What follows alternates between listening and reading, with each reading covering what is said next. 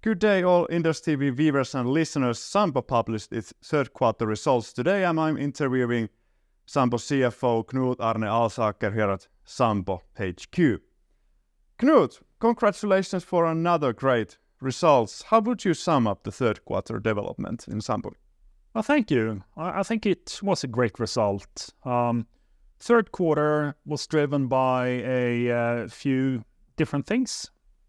Obviously, a strong top line, strong growth in our premiums, not least driven by our Nordic private business as well as our UK segment.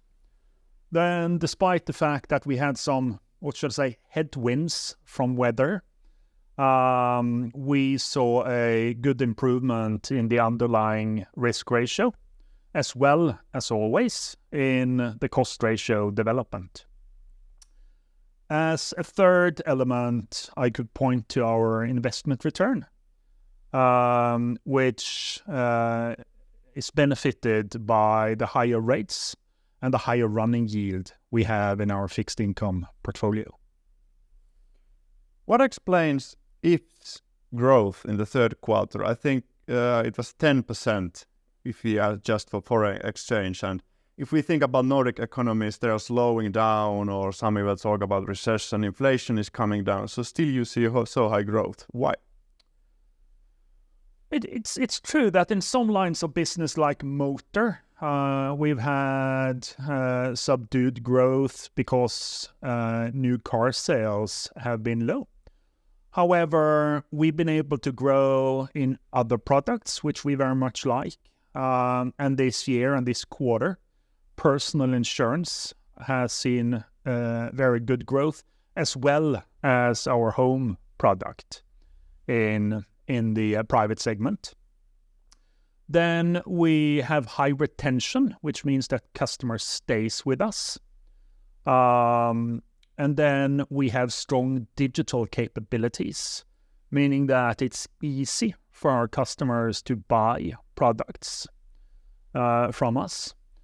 And fourthly, of course, we still have a hard market in the industrial segment, which continues to have very high growth also in the third quarter. So competition don't bother you too much with that high retention rate? Competition is, as always, there in all our markets. But high retention also comes from the fact that we service our customers very well. A third quarter with a lot of weather claims is an example of that, where we have a possibility to really show our customers the quality of the product and the service they get from us. Exactly. Then you were quite upbeat about Hastings, especially going into next year in the CEO review. So the market in the UK has been challenged in any case. So why are you so optimistic about Hastings? The UK market has been challenging, you can say, not least because claims inflation have been high and still remains at elevated levels, although it's been stable now for some quarters. What we have done is to increase prices to clearly cover the claims inflation, and we've done that throughout the year. And now, lately, the last couple of quarters, the rest of the market has followed, so pricing trends have improved overall. And just technically, it takes some time for these price increases to be earned through the P&L. It takes a year, which means that next year is a year where we will see the result of the actions we've taken throughout 2023. So you should see improving profitability next year. Improving margins, exactly, from these pricing actions that we have taken. Then also in Hastings, which is visible in our third quarter result, we have a higher running yield from also higher rates, sterling rates, which we invest in that particular segment. Is it maybe not easy, might not be the best word, but is it easy to hike prices in the UK where there's a lot more competition and the market? Is there a lot more competitors there? I don't think there's a difference in any market really in terms of what you need to do when you have changes in the risk factors that is so important for securing profitability, and inflation is certainly one of the most important factors to cover in your pricing. And that's what we're doing in the Nordics, and that's what we are doing in the UK. Okay. Then you're both Topdanmark shares. I think this Topdanmark topic is a hot potato in investors' mouth. So what was the rationale in this buying?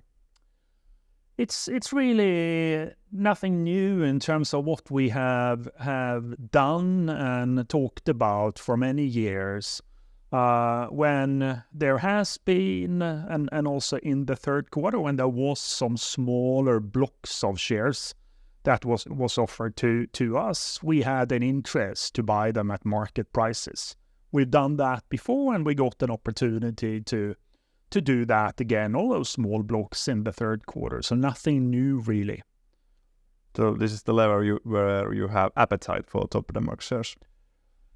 It's small blocks, but obviously we think that it made sense to buy these shares at the market prices we had in the third quarter. Absolutely.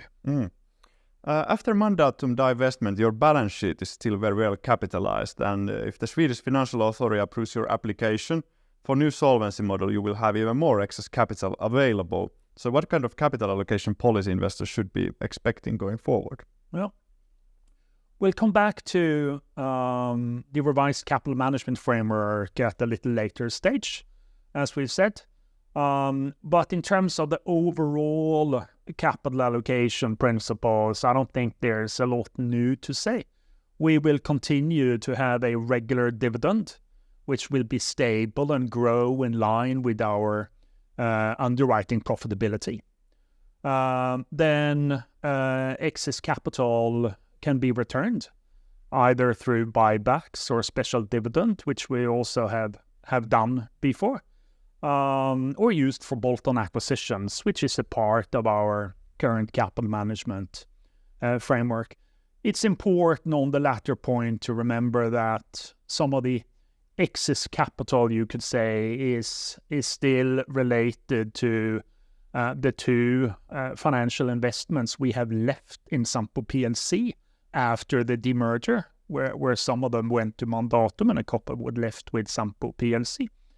And also, it's pending the approval of the internal model application we have filed with the Swedish Financial Supervisory. And we expect that to be resolved during next year. Looking forward to that. Then, lastly, after Mandatum divestments, we could say that the Sampo has gone through the strategy period. You have achieved those targets you set a few years ago. So how would you reflect these last few years when now you are a pure property and casualty insurer? Yeah, I think you mentioned it. We have a very solid delivery against our financial targets. That's obviously important. We have simplified the group structure, and we're now a pure play P&C company, which is almost an over delivery, at least to what we talked about in the CMD in February of 21. Then we have returned more than 4 billion euros in excess capital and paid out shy of 2 billion euros in regular dividend, not counting a dividend for this year. And despite that, we have a stronger balance sheet than what we had at the end of 20. All of that together, I would say that I'm very satisfied with what we have done against what we presented in February 21. And I think we shall hear more about the new strategy in your upcoming Capital Markets Day. Was it in December? When we have the CMD, we obviously will talk about the strategy and capital management for the coming period. thanks, Knut, for the interview. I'm looking forward to the CMD and our next meeting. Thank you very much. Thank you very much. Good to see you.